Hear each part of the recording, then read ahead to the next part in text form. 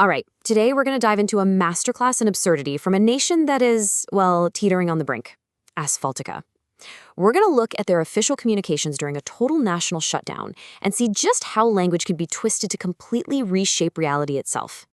And right out of the gate, here's the official line. As the entire country's infrastructure is crumbling, the Ministry of Asphalt Stability insists, nope, this isn't a crisis, it's just a temporary recalibration of excellence. You really need to remember that phrase because it's the key to understanding everything else that's about to happen.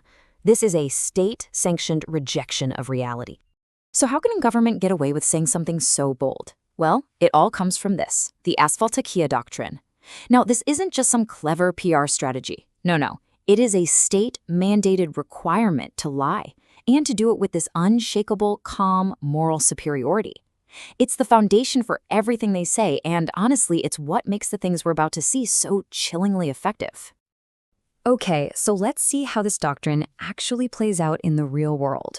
We're going to start at the top with the official narrative, where the performance of power is on full display. Here's Mayor Basshole in action. And the spin? Wow, it's really something else.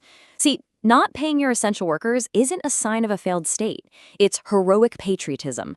And the suffering that comes with it, that's not a crisis. It's the freedom to suffer beautifully. He isn't just dodging blame here. He's literally twisting complete failure into some kind of national virtue. And then you get this. This image just perfectly captures the hypocrisy at the heart of the whole regime. After going on and on about the virtues of unpaid suffering, the mayor hops into a luxury Tesla that's literally marked reserved for essential leadership. You can't miss the message here. Sacrifice is for everyone else, not for the people in charge. And this gap, this huge gap between what they say and what people are actually living, is where the whole facade starts to crack. So that's the view from the top. Now, let's shift our focus to what's really happening on the ground and see how this national pause is affecting the daily lives of Asphaltaqiyya's citizens.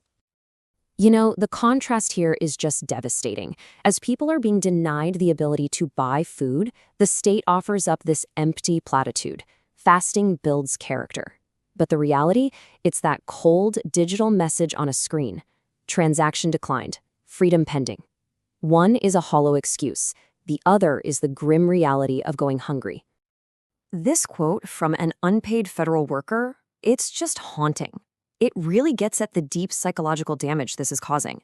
You know, for this person, continuing to show up to a job that isn't paying them has become the only way to hold on to their identity, to their sense of purpose. Because the alternative, going home and facing the reality of a total collapse, is just too much to bear. And it gets worse. Even the automated systems are parroting the state's total indifference. This message, it's the government's whole approach in a nutshell. It uses the language of customer service and care to deliver a message of complete and utter neglect. Your inquiry is very important, but please feel free to hold forever. All right, next stop, the absolute epicenter of the collapse, lost and exhausted airport. This is where the country's paralysis becomes a real, tangible, suffocating nightmare. The security lines aren't just long, they're described as looping into infinity symbols. I mean, what a perfect soul-crushing visual for an endless wait.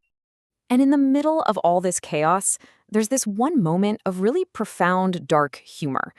A flight attendant, surrounded by a completely paralyzed airport, turns to a vending machine and says, "You're the only thing that still works here."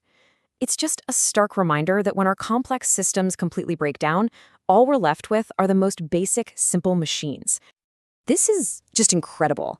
The unpaid air traffic controllers, the very people whose job is to prevent planes from falling out of the sky, have started renaming the runways after their own emotional states. They are literally mapping their psychological breakdown onto the airport's physical grid. Runway 1 is despair. Runway 2, rage. Runway 3, resignation. It's a protest born from sheer, absolute desperation. And then the airport's automated intercom delivers the final, brutal truth of the whole situation. A standard robotic apology gets transformed into this horrifyingly accurate statement. The inconvenience isn't a delayed flight anymore. The inconvenience is your entire life now, here in Asphaltaqiyya. So you have to ask, right? How can a society possibly function like this? The answer lies in what the document calls the economy of pretend. It's a whole system built on pure propaganda and delusion. Let's break down how it works. First, Look at how they use language to completely whitewash a disaster. A government shutdown, a failure to pay its people, that becomes a voluntary pause in monetary circulation. See how that sounds? It sounds deliberate, controlled, like it's all part of a plan. It completely erases any hint of government failure or responsibility. And it just gets more absurd from there. Economists on state media don't just try to justify the shutdown, they actually celebrate it. They invent new terms like the efficiency of non-payment. And they argue that the government's total inability to function is actually a sign of economic genius. It's a world where up is down and failure is the new success. And of course, the media plays its part. The raw human suffering of a child crying because they're hungry gets rebranded as resilient hunger. Suddenly, the story isn't about a systemic failure to provide food. No, it's an inspiring story about the incredible strength of the hungry. It takes the victims and turns them into heroes for the state's narrative. And finally, the regime's core philosophy is just laid bare for everyone to see. It's not even a secret anymore. Perception is reality. The state is openly telling its citizens to just keep pretending everything is fine, as if collective delusion can somehow fix a collapsing infrastructure. It seems reality itself is now up for negotiation.